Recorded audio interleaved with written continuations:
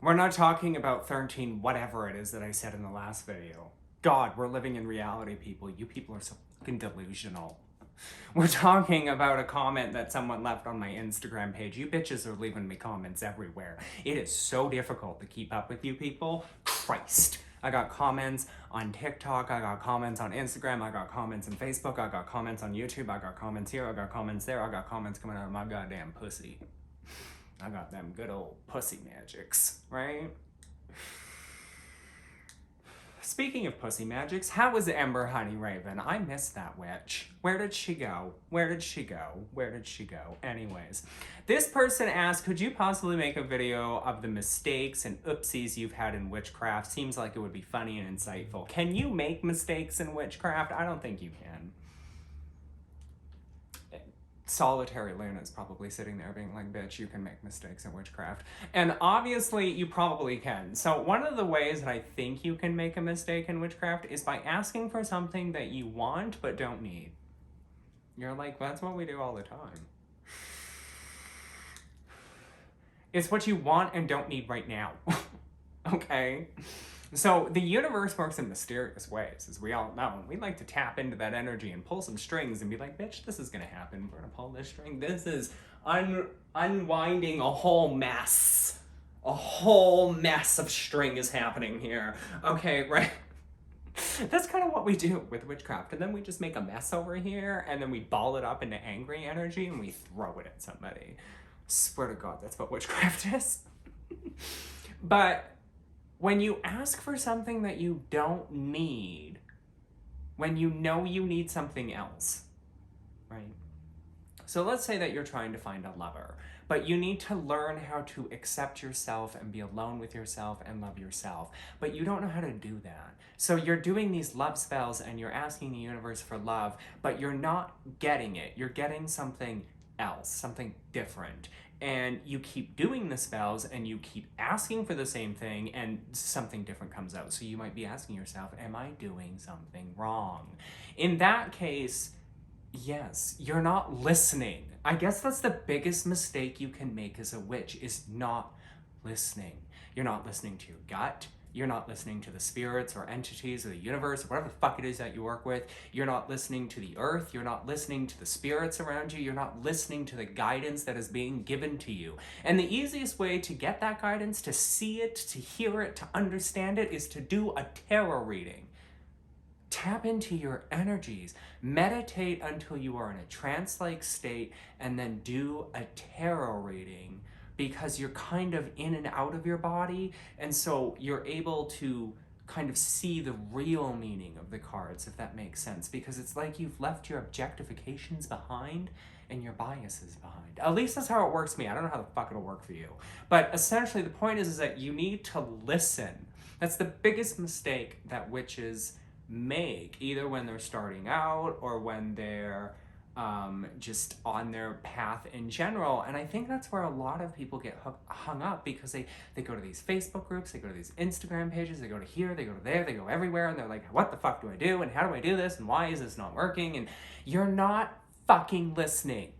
It's really that fucking simple. You need to shut your damn lips, shut your fucking mind, and meditate. Okay? A lot of it comes down to meditating. Okay? So that would be like the first biggest mistake, and everybody has made that mistake, where you're not listening to your spirits or your guides or your entities or your fucking pussy magics. I don't know what the fuck you practice, but right? You're not listening, and it's disgusting and disturbing, and you need to start listening, because if you don't start listening, I'm going to reach this screen and strangle you until you do, except I can't reach to the screen because that's not how reality works. Okay. What other mistakes can you make in witchcraft? You can piss off entities.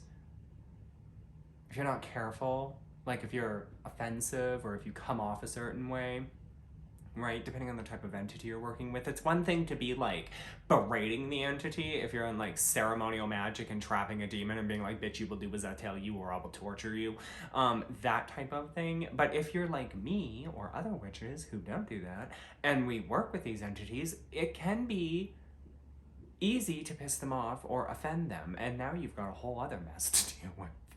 The other thing that people make mistakes in is they get involved in things that they don't understand. right? So we talk about um, starting out on your path and all of these new things that you can get involved in, and all of these spells and rituals and ideas and entities to work with, and ooh, all of this fun stuff to make me tons and tons of money.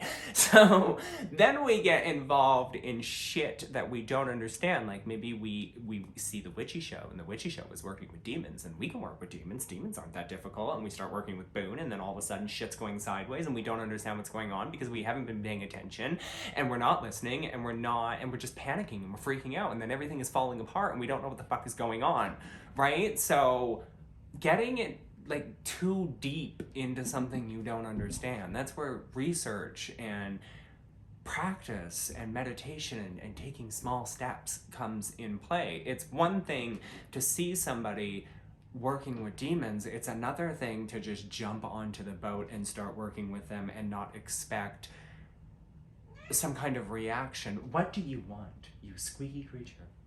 Go. Squeaky creature. Anyways.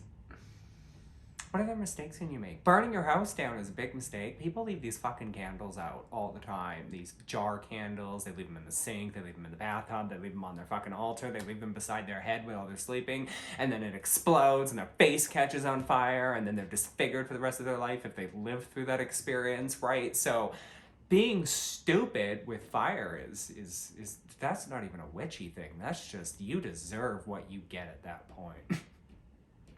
I mean, if you're not gonna respect the laws of nature and physics and science, and you're just gonna leave a candle that's burning, and even though every candle in the world says don't do this, but you're going to do it, and you've been doing it for 20 years and nothing has happened, but next month your house will probably burn down. I mean, this is your fault, not mine. Don't be stupid. I mean, other mistakes that are witchy could be giving the wrong offering to a deity. I've never done that, but that could really offend them. That's not really a mistake, though. That's just you being dumb. Or forgetful. I like the dumb part. I don't know. What kind of witchy mistakes have you guys made in your craft? Let me know in the comment section below. Okay? Love